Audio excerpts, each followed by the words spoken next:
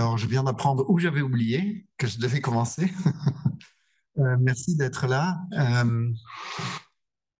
C'est toujours un moment intéressant d'accueillir des gens qui viennent d'un horizon différent.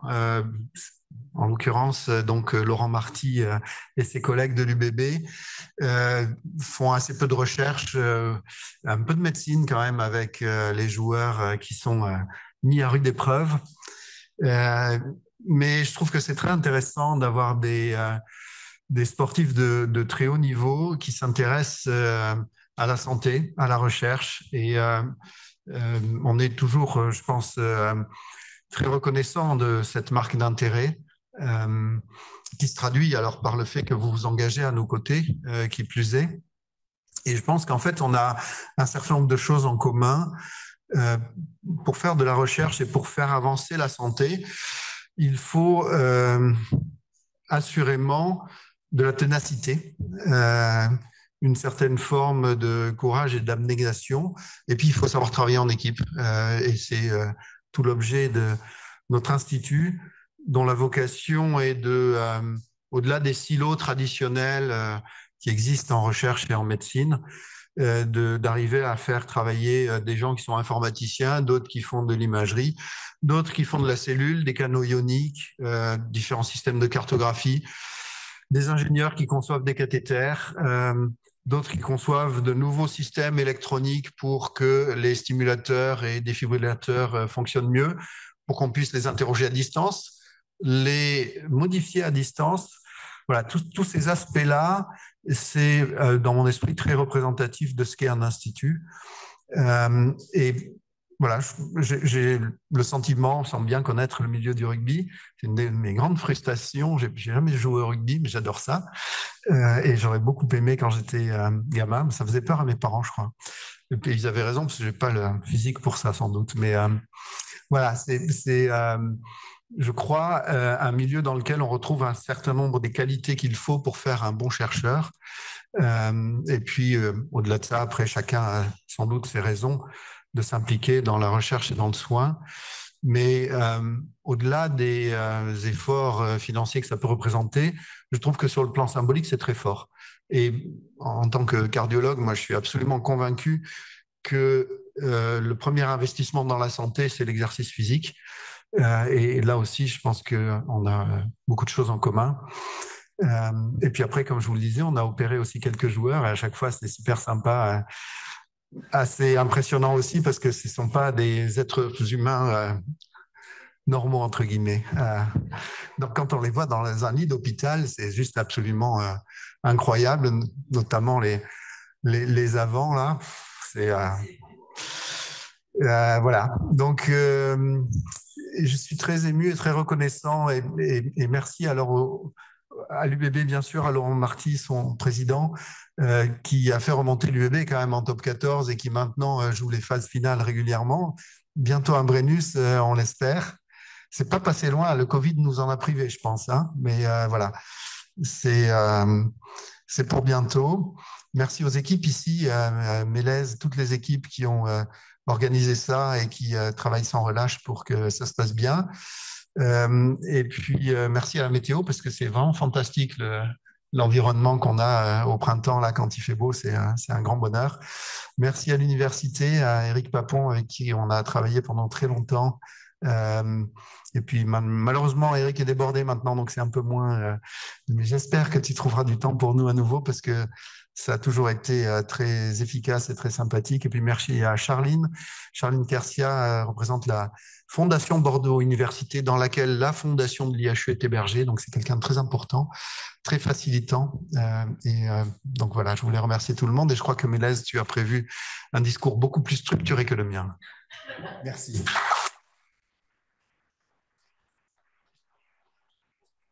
Merci Pierre. Non, non, pas du tout structuré, juste de quoi poser quelques idées.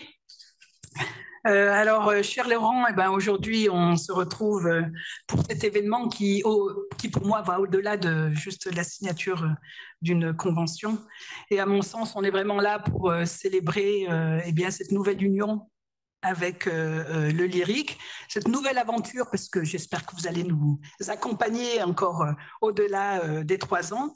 Et puis, je crois qu'on crée une alliance, une communauté hein, avec les chercheurs et puis tout ton staff qui est notamment très en contact avec l'équipe mécénat, dont Flavie qui est ici, mais Anne-France aussi.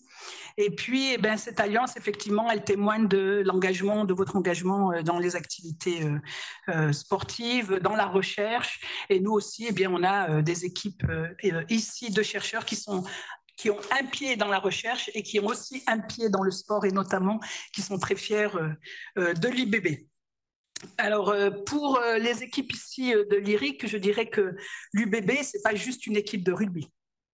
C'est une équipe qui partage les mêmes valeurs que nous et c'est une équipe qui joue avec le cœur. Ben nous, notre centre d'intérêt, c'est le cœur. C'est une équipe qui lutte avec acharnement sur les terrains pendant l'entraînement. Ben nous aussi, on lutte avec acharnement dans nos recherches pour trouver des financements, pour faire avancer une idée. Et puis, en même temps, eh bien, on a aussi cette valeur, on célèbre aussi les victoires à nos façons, à nos manières. Et je suis là pour en témoigner à chacune de vos victoires quand je vais dans le vestiaire. Alors, il faut que je vous raconte. Je suis allée 2 fois dans le vestiaire de ces messieurs à la fin du match.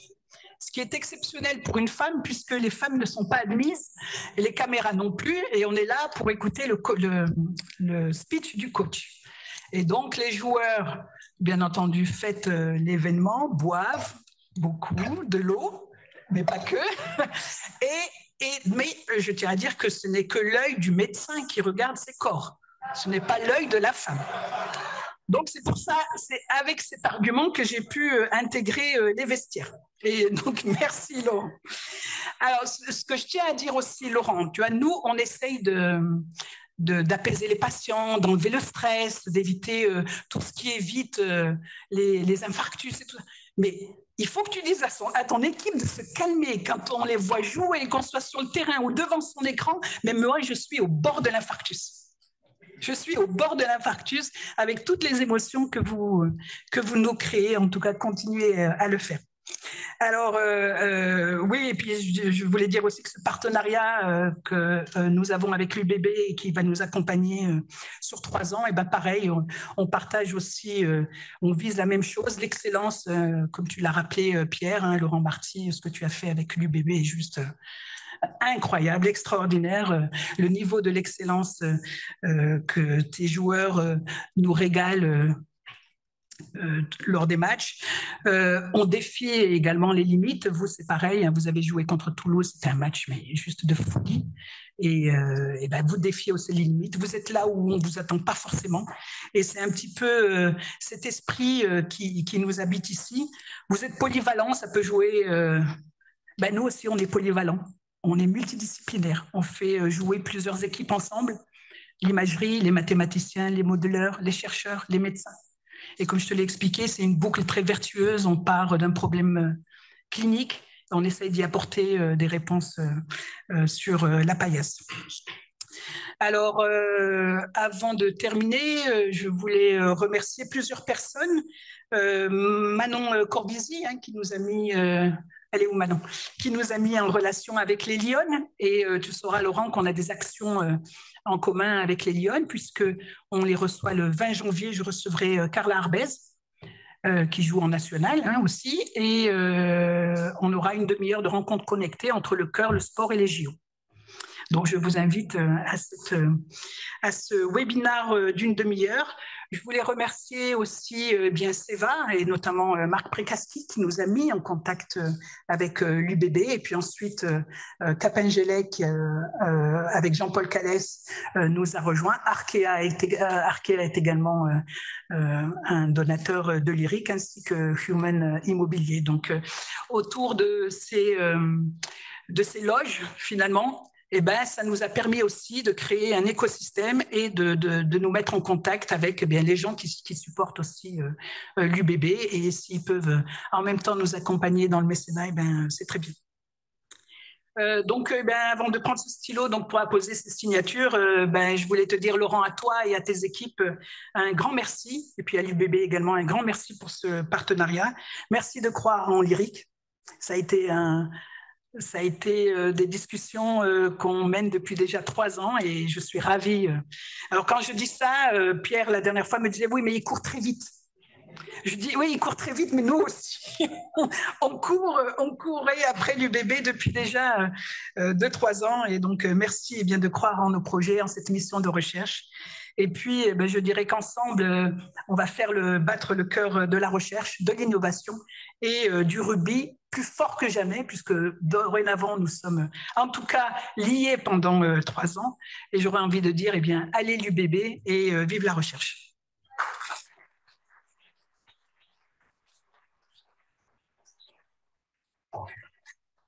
C'est maintenant au tour d'Éric de faire un petit discours. Pardon, excuse-moi, Laurent. Pardon. Merci Mélène, merci Pierre. Bonjour mesdames, bonjour messieurs. J'avais envie de raconter l'anecdote, mais je dis que je ne vais pas oser. Je ne peux pas faire ça, je ne sais pas. Mélène, en effet, est la seule femme qui est rentrée dans les vestiaires de l'UBB, mais du rugby en général sur le dernier siècle. Donc, je crois qu'il y a Roselyne Bachelot. Roselyne Bachelot était rentrée dans le vestiaire de Clermont-Ferrand. Voilà. Mais elle était ministre. Elle est ministre des Sports. Toi, comme tu dis, c'est l'œil de la recherche, on va dire. Bon, écoutez. Non, mais d'abord, je te l'ai dit, mais là, je te l'ai dit, Pierre. Il faut que vous sachiez que quand on n'est pas dans la médecine, dans la recherche, dans la chirurgie, on est toujours assez impressionné. Je fais partie de ceux qui sont encore plus impressionnés. Quand j'imagine que on ouvre des corps, on ouvre des cœurs, je me dis c'est pas mon monde. Heureusement qu'ils sont là parce que je trouve ça impressionnant et vraiment admirable. Et après cette visite, je suis encore plus impressionné. J'ai vu qu'on pouvait couper un cœur de Bobby en 2, mais il continue à battre. Enfin, des IRM 9.4, enfin bon, c'est assez impressionnant. On prend encore plus la mesure de ce dont on se doutait, mais tu vois, dans les visites que on peut être amené à faire, dans les partages, celle-là, elle va quand même me marquer. Je pourrais un peu crâner, raconter, etc., etc. On sait qu'il y a une animalerie maintenant aussi voilà. Donc c'était un très bon moment de partage. Comme tu l'as dit, Pierre, tu l'as dit aussi, Mélèze. C'est impressionnant de voir comment, le rugby et nous on abîme les corps, vous les réparez. Et comme tu as dit, et c'est marrant, c'est une expression qui revient souvent, les partenaires, je le dis moi-même, après un match, on subit le match. Les joueurs, eux, subissent les coups. Mais le stress, ils n'ont pas trop le temps finalement, parce qu'ils sont dans l'action physique et cérébrale quand même. Et nous, c'est vrai qu'on dit toujours, c'est pas bon pour le cœur, c'est pas bon pour le cœur. C'est une expression qu'on répète souvent sans se rendre compte qu'en fait, elle a un sens. Parce que je pense que c'est pas bon. Je me rappelle d'ailleurs des premiers matchs, je me sentais fatigué à la fin pour de bon. Maintenant, j'ai pris l'habitude, je gère. Mais ces équipes qui travaillent ensemble avec des compétences complètement différentes, c'est très poussé chez vous, bien évidemment, mais on le retrouve en rugby. Parce que dans le rugby, je peux vous dire que ce jeu qui paraît basique, féroce à la base, est beaucoup plus fin que ce que l'on peut penser. Il y a beaucoup de recherches, il y a beaucoup d'analyses. Pour vous donner une idée, le staff qui entoure les joueurs professionnels, c'est 27 personnes. Parce qu'il y a de l'analyse vidéo excessivement poussée, avec des logiciels qui n'ont rien à voir avec les vôtres, mais qui sont quand même assez pointus. Parce que bien sûr, il y a du médical, il y a un médecin à plein temps. Bon, ils sont 2, nous, à se partager le temps, mais ça fait un médecin à plein temps. Il y a 3 kinés, il y a un ostéopathe à mi-temps, il y a des préparateurs physiques qui font des recherches poussées pour optimiser la préparation physique des joueurs. Il y a des intendants. Voilà, il y a des fonctions complètement différentes. Et puis il y a les entraîneurs et le manager qui ont chacun leur spécificité. Quand vous voyez le nombre d'analyses de l'adversaire, de combinaisons, de lancements de jeu, d'annonces en touche, même en mêlée, les poussées, les doubles poussées, je pousse plutôt à gauche et je lâche plutôt à droite. En fait, c'est assez impressionnant pour ce sport qu'on pourrait attribuer à des bourrins parfois quand on le regarde comme ça de prime abord. Nos joueurs ont besoin d'avoir des physiques hors normes, On a parlé des ligues qui les recevaient, qui sont pas toujours aux dimensions, mais ils ont besoin d'être cérébrés parce que c'est pas simple. Voilà. On dit souvent que le football c'est le jeu de dames, le rugby c'est le jeu d'échecs. Bon, voilà, j'aurais placé beaucoup de stratégie au rugby certainement. J'ai joué au football très longtemps, j'adore ce sport, mais bon, ça me permet de vendre un peu plus le nôtre. Voilà, donc ça a été un super moment de partage. C'est vrai, j'ai pas mis 3 ou 4 ans, j'ai mis 2 ans. Bon, le dossier, il est resté sur mon bureau 2 ans. Et je regardais, j'ai dit, il faut que je règle ça, il faut que je règle ça. Bon, voilà, c'est fait. On est super content de le faire. On le fait avec Cœur de Rugby, qui est la fondation de l'UBB qui mène beaucoup d'actions solidaires et sociales.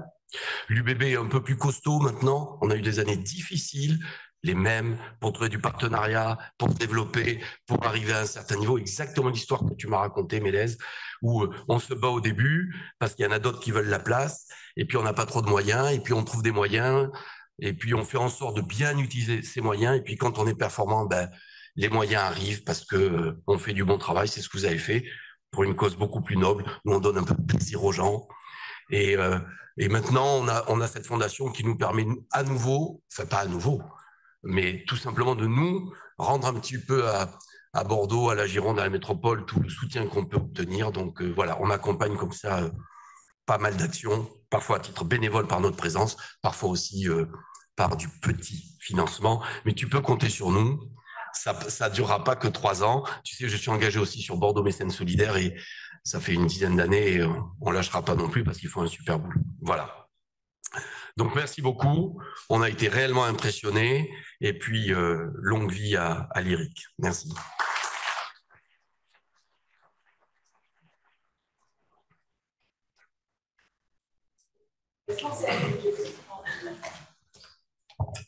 Merci, cher Laurent, cher Mélèze, cher Pierre, chers toutes et tous. Donc, je représente ici le président de l'Université de Bordeaux qui aujourd'hui était occupé à inaugurer une halle pour le sport connecté, donc qui s'appelle Smart.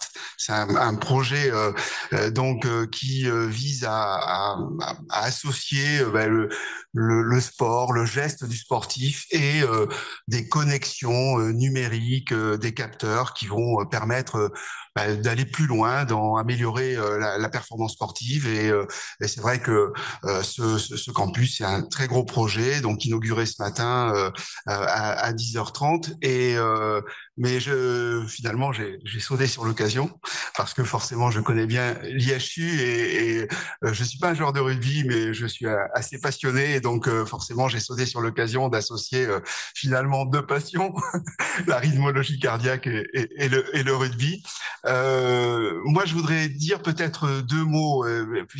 Finalement, c'est peut-être la réunion aussi de l'excellence. C'est-à-dire qu'en fait, aujourd'hui, l'Université de Bordeaux, avec ses composantes, et l'IHU Lyric, est une composante d'excellence qui avec un rayonnement international absolument incroyable. Et puis finalement, un partenariat avec l'UBB qui a progressé, qui est monté d'année en année, alors avec ce Covid qui nous a piégé, mais bon, aujourd'hui, en 3e position du championnat, voilà, donc on a, même si c'est très resserré et que les places bougent tous les week-ends, c'est vrai que là, il y a quand même cette notion d'excellence dans tous les domaines, et c'est vrai que la réunion des deux, c'est aussi un élément important, et l'université, ses composantes de recherche et d'innovation sont là aussi pour accompagner ce monde, le monde du sport, et donc je crois que ce partenariat il est absolument très, très très important et très intéressant. Donc le deuxième mot, c'est le mot partenariat, parce qu'une université aujourd'hui ne fonctionne qu'avec les partenariats qu'elle construit. Alors bien sûr des partenariats avec le monde socio-économique, plutôt souvent industriel, avec des entreprises, mais aussi avec la société. Et donc un club de sport fait partie de ce monde socio-économique. Et donc c'est vrai que un intégrer aussi cette dimension partenariale dans la façon dont on construit une université, dans la stratégie de développement d'université. C'est aussi quelque chose de très important. Et de toute façon, nous avons des liens déjà au niveau de la maison mère Université de Bordeaux avec l'UBB depuis de nombreuses années. Et donc, c'est forcément très important pour nous tous. Et c'est vrai qu'aujourd'hui, cette notion de recherche associée au monde sportif, c'est quelque chose là aussi qui est très important. J'étais à un colloque, l'innovation au service du sport, organisé par le CNRS il y a quelques semaines, et c'est vrai qu'on a passé en revue un ensemble de sujets autour de la performance sportive, avec finalement l'analyse du comportement des enfants dès leur plus jeune âge, avec l'âge sportif, l'âge individuel qui sont parfois différents, la question du numérique et des capteurs pour augmenter la performance, mais aussi permettre aux sportifs de non pas de surperformer, mais d'être bien dans son corps aussi et d'ajuster finalement les gestes, le suivi, le suivi physiologique, forcément c'est absolument essentiel. Et c'est vrai que il y a une communauté en France qui s'intéresse à ça, donc il y a un groupement de recherche sur le sport qui piloté par le CNRS. Donc il y a une composante bien sûr cardiovasculaire dans ce groupement de recherche scientifique. Mais c'est vrai qu'il y a des avancées intéressantes et c'est vrai que aujourd'hui, par exemple, l'Agence nationale pour la recherche technologique va venir faire son colloque le 20 juin prochain, sport connecté, dans les locaux du Smart, où là, on va réunir encore un panel de chercheurs pour regarder comment on travaille cette connexion en fin de compte avec le geste, avec la physiologie des sportifs. Donc voilà, donc votre partenariat est au cœur, je pense que des préoccupations, au cœur des développements stratégiques des établissements universitaires, et donc mais on est forcément l'université très heureux de la signature de ce partenariat, et donc là encore, j'espère que ça ira au-delà des 3 ans, et donc merci encore Monsieur Marty pour cette initiative, et bien évidemment l'IHU pour cette connexion avec sur ces sujets-là fondamentaux. Merci.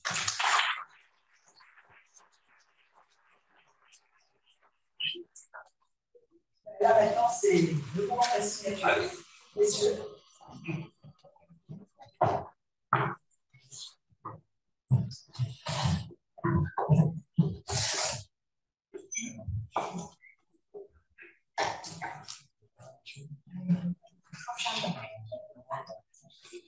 Non, c'est la signature.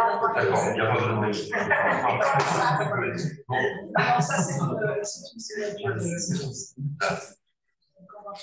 signature.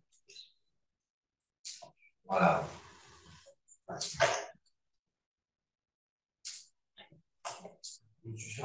Oui, oui.